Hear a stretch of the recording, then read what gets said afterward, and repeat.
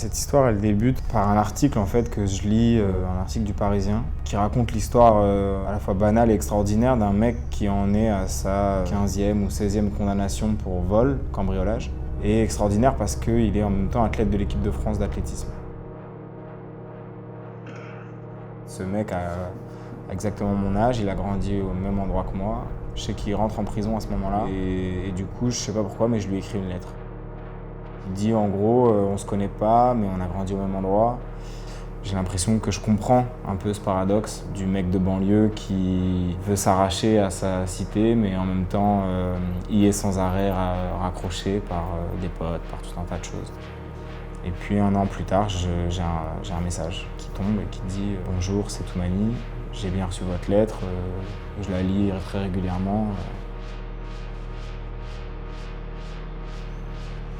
La première rencontre, comme il est en prison, elle peut se faire uniquement au parloir. On se parle pas comme un journaliste à un sujet, mais plutôt comme deux potes, quoi. Et cette relation naît tout de suite. Je lui ai beaucoup fait raconter ce qu'il avait vécu. Il se souvient absolument de tout. Il se souvient des dates, il se souvient des lieux, il se souvient de l'heure qu'il était, il se souvient au centième de seconde près, le temps qu'il a fait à tel endroit, tel jour.